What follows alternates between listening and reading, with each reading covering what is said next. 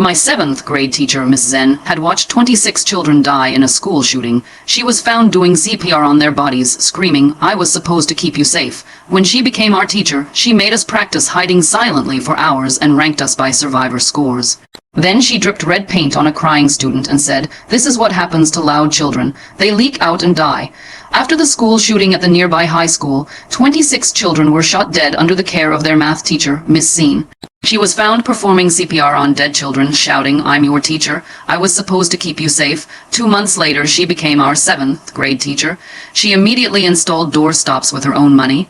She even created emergency backpacks with first aid supplies, but by the 3rd week, something shifted. She started flinching every time the intercom crackled on. She pressed herself against the wall and her eyes went wide until the principal finished announcing picture day.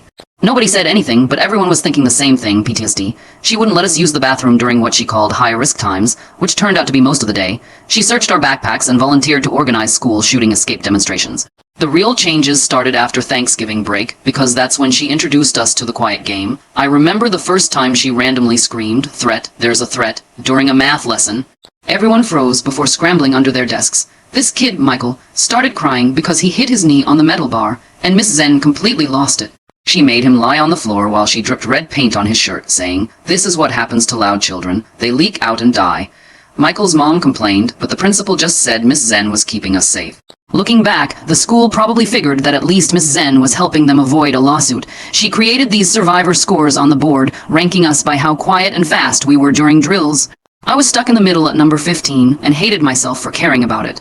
But when you saw how Miss Zen's face lit up for the top 5 kids, you wanted to be better at being quiet. She'd tell us stories about her old students while we hid under our desks. Tyler breathed too loud, she'd whisper. I'd press my hands against my chest, trying to make it quieter. She made us wear only socks in class because sneakers made fatal sounds. She covered all the windows with what she called art projects, but they were really survival maps showing hiding spots and exit routes. I helped her tape them up one afternoon and noticed my hands were shaking. "Good," she said. "Fear keeps you alert." We had to eat lunch at our desks in our hiding positions because attacks happened during transitions. Every subject became about survival. Math problems were about calculating response times, and history lessons were about children who didn't hide well enough. I stopped doing homework. What was the point of learning algebra when she kept telling us we probably wouldn't make it to 8th grade anyway? The week before everything went wrong was when things got really bad. On Monday, she locked this girl Emma in the supply closet for solo survival practice, and forgot about her for 2 hours. I was in the bathroom when they found her, and I'll never forget how Emma looked when they brought her out. Her face was red and puffy, and she kept whimpering, "I was good, I was quiet, I was good, I was quiet," over and over. I threw up in the sink. Tuesday, she made us write good, buy letters to our parents so they'd have something if we failed. I wrote, "I love you, Mom and Dad," about 50 times because I couldn't think of anything else. The girl next to me, Katie, just drew pictures of her dog. Wednesday, she showed us actual news footage of school shootings on the smartboard, pointing out everything the kids did wrong. The kid in front of me wet his pants, and the smell filled the room, but Miss Zen didn't even notice. She just kept rewinding the same clip, saying, "See, he ran wrong." Thursday was a full day of silence training where nobody could talk or use the bathroom. Kids were crying silently by lunchtime, but she just nodded approvingly at our proper technique. Friday, she sent home a note saying, "Next week, we're doing extended drills, be prepared." My mom read it 3 times at dinner. "Maybe I should call someone," she kept saying, but my dad just shook his head. "Miss Zen's the expert," he said. "She lived through it." I wanted to scream that we were living through something too, but I just asked to be excused. When the counselor tried to intervene, Miss Zen told her she'd have blood on her hands when her kids died. Monday morning started with her being extra jumpy. She initiated something she called survival, and barricaded our door in 30 seconds using furniture she'd prepositioned. She texted the principal, "It's happening again. I'm ready this time." Kids used buckets she'd hidden for bathrooms because no one was allowed to leave positions. She patrolled the room with scissors, calling them last resort protection, and kept saying, "We succeeded where my last class failed." That's when we heard it. Bang, bang, gunshots. The color drained from my face. Miss Zen just smiled. She moved toward the window, peering through a gap in the survival maps. Her hands gripped the scissors tighter. The rest of us stayed frozen under our desks, some kids whimpering softly. I could hear Emma's breathing getting faster next to me. She'd been different since the closet incident. Jumpier, always watching the door. Another bang echoed from outside, then another. Miss Zen's smile widened. She turned to us with this look of pure satisfaction. "This is it, children, everything we've practiced for." She started pushing more desks against the door, creating layers of barricades.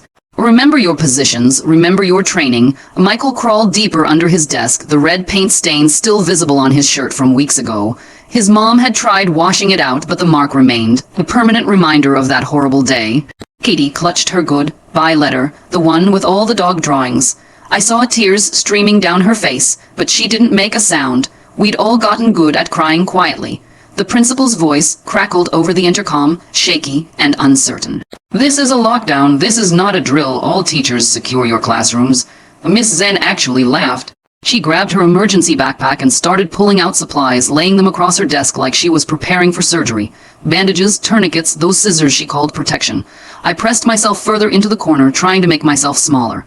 My socks slipped on the floor as I adjusted my position. No shoes meant no noise, just like she'd taught us. The girl behind me, Sarah, tapped my shoulder. She mouthed something, but I couldn't understand. Her eyes were wide with panic. Miss Zen started her patrol pattern, the one she'd made us memorize. 5 steps to the window, check outside. 3 steps to the door, listen, repeat. She moved like a soldier. Precise and focused. You're doing so well, she whispered to us, so much better than my last class. More sounds from outside, shouting now, running feet. Miss Zen's expression shifted to something I'd never seen before. Pure determination mixed with something else. Pride, maybe. She looked at us like we were her greatest achievement. The doorknob rattled, everyone tensed. Miss Zen raised the scissors, positioning herself between us and the door. Stay down, she hissed. No matter what happens, stay down and stay quiet. The rattling stopped. We waited. Seconds felt like hours. My legs were cramping from staying in the same position, but I didn't dare move. Miss Zen had drilled that into us. Movement meant death, sound meant death, everything meant death except perfect stillness and silence. Then came a voice from the hallway. Miss Zen, this is Officer Peralta. We need you to open the door. She shook her head violently, pressing her back against the barricade. That's what they'd say. She whispered to us. That's exactly what they'd say to get us to open up. Miss Zen, there's been a misunderstanding. Some construction workers dropped equipment outside. There's no threat. Please open the door. Construction workers. The words hit me like cold water. I looked around at my classmates, seeing the same realization dawn on their faces, but Miss Zen wasn't buying it. She clutched those scissors tighter, her knuckles white. Nice try. She called out, but I'm not falling for it. These children are under my protection. More voices joined Officer Peralta in the hallway. I recognized the principal's voice, then the counselors. They all kept saying the same thing. Construction accident, false alarm, no danger. But Miss Zen had entered some other reality, one where she was the last line of defense for her students. She turned to us, her eyes wild. They want me to fail again. They want me to let my guard down, but I won't, not this time. She started crying, but her grip on the scissors never loosened. I couldn't save them before, but I can save you. The voices outside grew more urgent. Someone mentioned calling her emergency contact. Someone else suggested getting the maintenance staff to remove the door. Miss Zen heard it all and started piling more things against the door. Books, chairs, even the printer from her desk. We can wait them out, she told us. We have supplies, we have water, we can survive in here for days if we need to. She opened her emergency backpack again, pulling out protein bars and water bottles. See, I planned for this. Emma started hyperventilating. The sound was soft, but in our silent room it might as well have been a scream. Miss Zen's head snapped toward her. No, no, no. We practiced this. Breathe through your nose quietly. But Emma couldn't stop. The panic attack was taking over. She gasped and wheezed, her whole body shaking. Miss Zen crawled over to her, still holding those scissors. You have to be quiet. They'll hear you. They'll find us. I wanted to help Emma, but I was too scared to move. We all were. We just watched as Miss Zen tried to calm her down while simultaneously making everything worse. Something about Miss Zen's reaction to those construction sounds didn't sit right with me. She was hearing what she expected to hear, not what was actually there. The way she clutched those scissors and called them protection while her students were terrified made me wonder if she really saw the difference between keeping us safe and becoming the danger herself. She kept talking about the other students, the ones who died, how they weren't quiet enough, weren't still enough. The pounding on the door intensified. Multiple voices now, all trying to reason with Miss Zen. But she'd gone somewhere none of them could reach. She was back in that other classroom with those other students, fighting a battle that had ended months ago. Miss Zen, Officer Peralta's voice came through clearly. We've contacted your sister. She's on her way. She wants to talk to you. That seemed to break through for a moment. Miss Zen's face softened. Helen, she whispered, then she shook her head hard. No, they're lying. Helen wouldn't. She knows I have to protect them. She turned back to us, scanning our faces. Her gaze stopped on me. You understand, don't you, number 15? You've improved so much. You know why we do this. I nodded because what else could I do? My throat was too dry to speak, even if I'd wanted to. She smiled at me, this broken, desperate smile that made my stomach hurt. The maintenance staff had arrived. We could hear them working on the door hinges. Miss Zen heard it too. She became more frantic, checking and rechecking her barricades. She made us practice our positions again, crawling under desks, finding the optimal angles for hiding. When they break through, she instructed, stay completely still, don't look at them, don't respond to them, it could be a trick. Only move when I tell you it's safe. Katie raised her hand slightly, forgetting for a moment that we weren't supposed to move. Miss Zen's eyes locked on her. What? She snapped. Katie's voice was barely audible. I need to use the bathroom. Use the bucket. We've practiced this, but everyone will hear. Better they hear that than your screams when they find you in the hallway. Katie started crying harder, but silently, her shoulders shaking. Michael had curled into a ball under his desk. Sarah was rocking back and forth. Emma's breathing had gotten worse. We were all falling apart, and Miss Zen couldn't see it, or maybe she could, and thought this was still better than the alternative she'd lived through. The door hinges squealed as the maintenance staff worked. Miss Zen positioned herself in front of us, scissors raised, ready to defend us against an enemy that didn't exist. Remember, she said, her voice steady despite everything, I won't let them hurt you, not like before.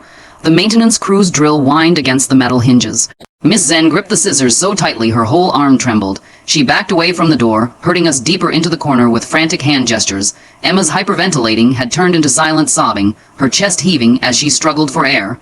I watched Miss Zen's face contort between fear and determination, like she was fighting some invisible battle inside her head. The first hinge popped free. Miss Zen let out a strangled cry and started dragging the heavy teacher's desk toward the door. Her emergency backpack spilled open, medical supplies scattering across the floor. Gauze rolls unraveled, bottles of antiseptic rolled under desks. She didn't notice. She just kept pushing furniture, building her fortress higher.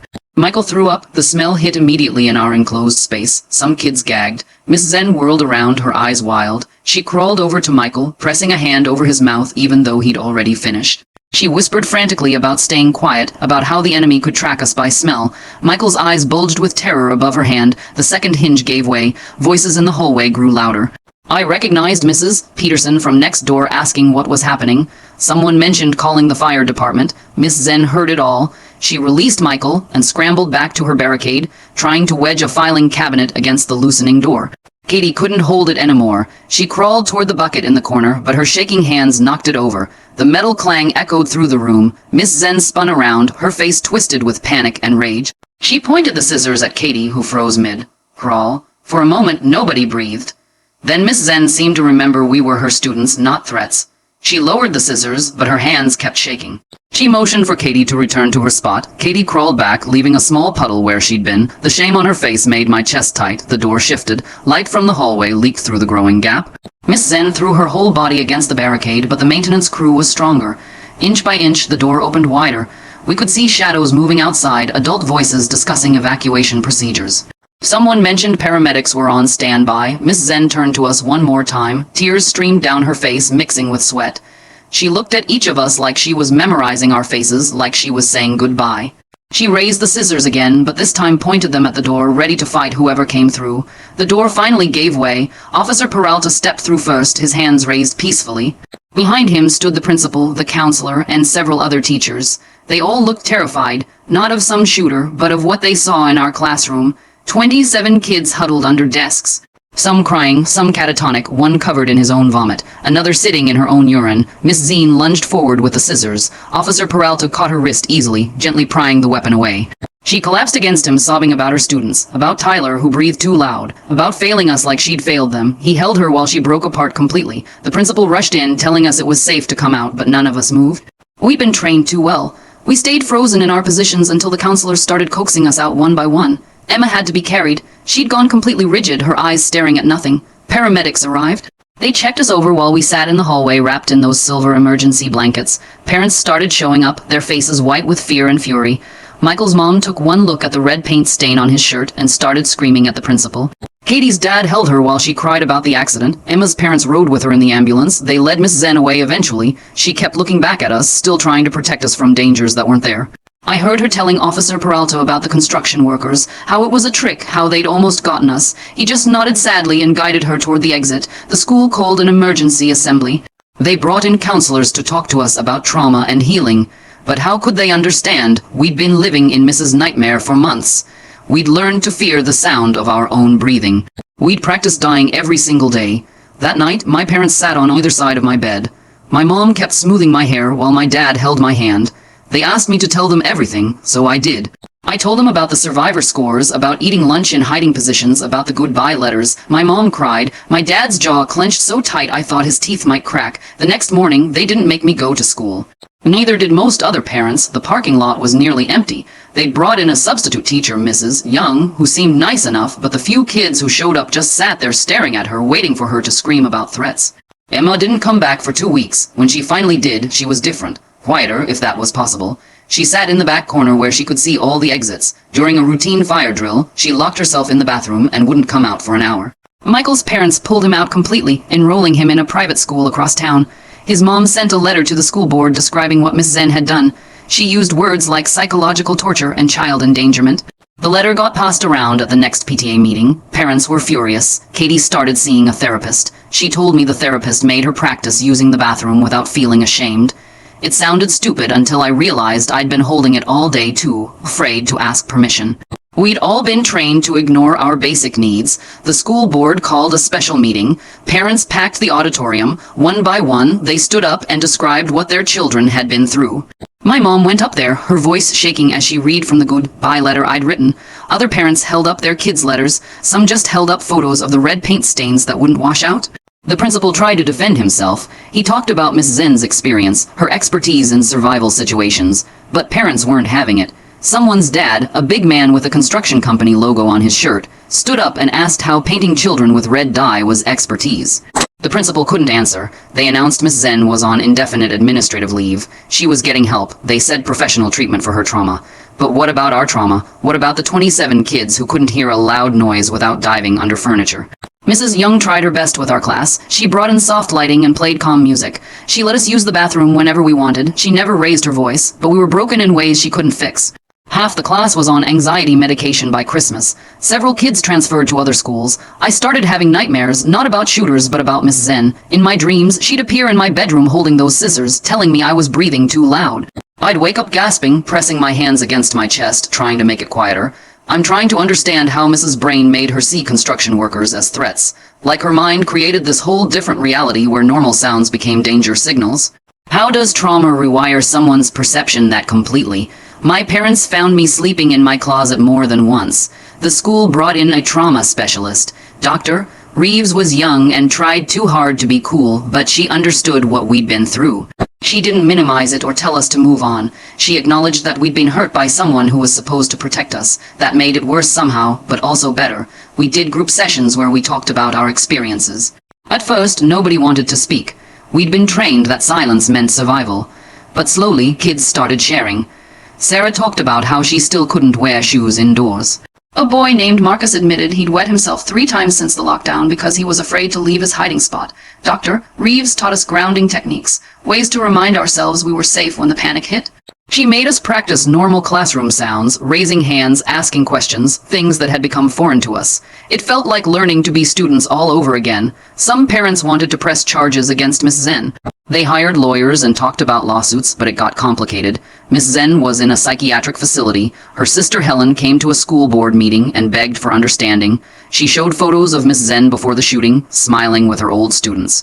Then she showed a photo from after. 26 memorial programs spread across the table. Miss Zen had kept them all. The district settled out of court. They paid for our therapy and implemented new policies about teacher mental health screenings. But money couldn't undo what happened. It couldn't give us back the months we'd spent preparing to die. I ran into Miss Zen 6 months later. My mom had taken me to the pharmacy to pick up my anxiety medication. Miss Zen was there, looking smaller, somehow deflated. She saw me and froze. I could see her wanting to come over, wanting to ask if I was okay, if I was staying safe. My mom stepped between us, not aggressively, just protectively. Miss Zen nodded like she understood and turned away, but I saw her shoulders shaking as she left. Part of me wanted to tell her I was okay, that I didn't blame her, but I wasn't okay, and I did blame her, at least a little. The 1-year anniversary of the lockdown came around. The school wanted to do a memorial or something, but parents shut that down fast. We didn't need reminders. We carried them every day, in the way we flinched at sudden noises. In the way we always noted exits. In the way we still ate lunch quickly, quietly. Ready to hide at any moment. Some kids recovered faster than others. Katie made friends at her new school and seemed almost normal by spring. But Emma still couldn't handle enclosed spaces. Michael's mom told my mom he was doing better, but he still had the red, stained shirt hanging in his closet. She tried to throw it away, but he'd retrieved it from the trash. Said he needed it to remember. I fell somewhere in the middle. I could function. I went to school, did my homework, even joined the art club, but I wasn't the same kid who'd walked into Miss Zen's classroom that first day. None of us were. We'd learned too much about fear, about survival, about how the people meant to protect you could become the very thing you needed protection from. Dr. Reeves said healing wasn't linear. Some days were better than others. Some days I could almost forget. But then a door would slam, or the intercom would crackle, and I'd be right back under that desk. Trying to breathe quieter, trying to be invisible, trying to survive. The school district hired a new principal. Mr. Jameson had a background in child psychology and actually listened when parents spoke. He removed all the doorstops Miss Zen had installed, but added panic buttons that went straight to the police. Real safety measures, not the theatrical kind. Our class got split up for 8th grade. They thought it would help us move on if we weren't all together, constantly reminding each other of what happened. Maybe they were right, but we still found each other at lunch sometimes, drawn together by shared experience. We didn't talk about it, but we didn't need to. We could see it in each other's eyes. Miss Zen sent letters to some of us. They came through our parents, who decided whether to share them. My mom let me read mine. It was hard to get through. She apologized over and over. She explained about Tyler and the others, how their faces haunted her, how she just wanted to save us. She said she understood if I hated her. She said she was getting help. I didn't write back. What would I even say? That I understood, that I forgave her? I wasn't there yet. Maybe I never would be. But I kept the letter, tucked it in a drawer with my goodbye letter to my parents. 2 pieces of evidence of how fear could twist love into something harmful. The news tried to pick up the story once. A reporter called our house asking for interviews. My dad told them off in language I'd never heard him use before. Other parents did the same. We didn't want to be a headline. We didn't want our trauma packaged for consumption. We just wanted to heal. By the time I started high school, I could almost pass for normal. I'd learned to manage the anxiety, to push through the panic, but I still sat near exits. I still noticed loud noises. I still sometimes caught myself breathing too quietly, pressing my hands against my chest like Miss Zen had taught us. They said Miss Zen was doing better too, living with her sister, working part-time at a garden center. No more teaching. The district had made sure of that. Sometimes I wondered if she still had nightmares too, if she woke up trying to save students who were already gone, if she ever forgave herself for turning her trauma into ours. The following week, Miss Zen started showing up at our houses. The first time she appeared at my front door, my mom grabbed the phone immediately while my dad blocked the doorway. Miss Zen stood there clutching a manila folder, her hair unwashed, wearing the same cardigan she'd worn during the lockdown. She kept insisting she had important safety information for us. My dad shut the door firmly while my mom called the police. Emma's family got a restraining order after Miss Zen followed Emma home from her therapy appointment. The paperwork process took 3 days, during which Miss Zen left 17 voicemails on their home phone. Each message contained detailed instructions about proper hiding techniques and reminders about breathing exercises. Emma's mom played one for the judge, who signed the order immediately. Other families started reporting similar encounters. Miss Zen would appear at grocery stores, parks, anywhere she might find her former students. She'd approach with that same desperate look, trying to hand out homemade safety pamphlets. Parents formed a phone tree to warn each other about sightings. The school implemented new security measures. They hired an additional guard and installed cameras at all entrances. Teachers received training on recognizing concerning behavior, but Miss Zen kept finding ways around the restrictions. She'd wait across the street, just outside school property, watching us arrive and leave. I started taking different routes home. My mom would pick me up at random times, sometimes from the back entrance, sometimes from the gym. We developed our own safety protocols, but these were about avoiding Miss Zen, not imaginary threats. The irony wasn't lost on me. One afternoon, I forgot to wait for my mom and walked out the main entrance alone. Miss Zen was there instantly, appearing from behind a parked car. She grabbed my arm, not hard but firm enough to stop me. Her eyes darted around frantically as she pressed a folded paper into my hand. I pulled away and ran back inside, my heart pounding. The paper contained a hand-drawn map of my neighborhood with hiding spots marked in red ink. The situation escalated when Miss Zen broke into the school one night. The janitor found her in our old classroom, arranging desks into defensive positions. She'd brought supplies, more emergency kits, updated evacuation maps, even a box of those awful red paint bottles. The police arrested her for trespassing, but she was released the next morning. Dr. Reeves held an emergency session with our group. We sat in a circle, processing this new development. Sarah's hands shook as she described seeing Miss Zen outside her bedroom window. Marcus admitted he'd been sleeping in his parents' room again. The fear we'd been working to overcome came flooding back. But this time, the threat was real, just different than what Miss Zen had prepared us for. Parents organized a meeting without school administration. They gathered in someone's living room, comparing notes, sharing strategies. My mom came home with a list of legal options and phone numbers for advocacy groups. The consensus was clear. Something had to change. Miss Zen's sister Helen reached out to several families, apologizing profusely. She explained that Miss Zen had stopped taking her medication. Convinced that we were still in danger, Helen had tried to get her committed for psychiatric evaluation, but Miss Zen had fled before the paperwork went through. She was staying in a motel, living off her savings, dedicating every moment to protecting students who didn't want her protection. The breaking point came during a school basketball game. Miss Zen somehow got into the gym and pulled the fire alarm. As everyone evacuated, she ran onto the court with a megaphone, shouting instructions about proper exit strategies. She demonstrated drop-hand, crawl techniques while security tried to catch her. Several younger kids started crying, not understanding what was happening. 3 parents tackled her near the bleachers. She fought them, still yelling about keeping everyone safe. The megaphone skittered across the floor, her voice echoing off the walls even without it. Miss Zen's transformation from safety-assessed teacher to actual safety hazard really puts a new spin on those who can't teach. Except now she can't do either, and just stalks kids with homemade maps instead. Officer Peralta arrived and had to physically carry her out while she screamed about our vulnerability, about how we weren't ready, about how she'd failed us again. This time, the psychiatric hold stuck. Helen signed the papers and Miss Zen was admitted to a facility 2 hours away. The evaluation period would last at least 30 days, with potential for longer treatment depending on her progress. We learned this through a carefully worded letter the school sent home, trying to balance privacy concerns with our need for information. The relief in our classroom was palpable. Kids started raising their hands again without flinching. Bathroom breaks became normal occurrences. We could drop pencils without everyone diving for cover. Mrs. Young gradually removed the excessive safety equipment, replacing Miss Zen's survival maps with actual student artwork. But recovery wasn't instant. Emma still sat by the door. Michael's red, stained shirt remained in his closet. I caught myself checking windows and doorways, not for shooters, but for Miss Zen. The habits she drilled into us had become part of our muscle memory. Dr. Reeves introduced exposure therapy techniques. We practiced being loud on purpose, stomping our feet and clapping our hands. It felt rebellious and terrifying at first. Some kids couldn't do it. Katie burst into tears the first time she was asked to shout, but gradually we reclaimed our ability to exist normally in space. The school district faced serious scrutiny. An investigation revealed that warning signs about Miss Zen's deteriorating mental health had been ignored for months. Teachers had reported concerns that were dismissed. Parents' complaints had been minimized. The principal, who called her an expert, resigned quietly over winter break. Our parents pursued accountability through proper channels. They attended every school board meeting, spoke at public comment periods, and demanded policy changes.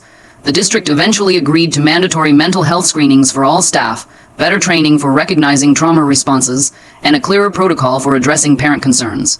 Some families left the district entirely. Michael's parents had already moved him to private school, but others followed. Our class of 27 dwindled to 19 by spring. Empty desks served as reminders of the damage done, though these kids were alive somewhere else, just healing in different environments. I learned to manage the hypervigilance through specific techniques. When I caught myself scanning for threats, I'd name 5 things I could see that were safe: the clock, the whiteboard, my backpack, the window showing a sunny day, my friend's smile. It helped ground me in reality rather than Miss Zen's manufactured dangers. The hardest part was explaining to other kids who hadn't been in our class. They'd ask why we were weird about certain things, why we flinched at announcements, why we ate lunch so fast. How could we explain months of psychological conditioning? Most of us just said we had a strict teacher and left it at that. Helen sent another letter in spring, updating us on Miss Zen's progress. She was responding to treatment, beginning to understand how her trauma had affected us. She wanted to apologize properly, but her doctors advised against direct contact. Helen included a photo of Miss Zen working in the facility's garden, looking healthier, but still carrying that sadness in her eyes. By the end of 7th grade, our class had developed its own strange bond. We weren't friends exactly, but we understood each other in ways nobody else could. We'd check on each other subtly, making sure everyone was okay when fire drills happened or when substitute teachers arrived. We were survivors of something unique and damaging. The 8th grade transition helped.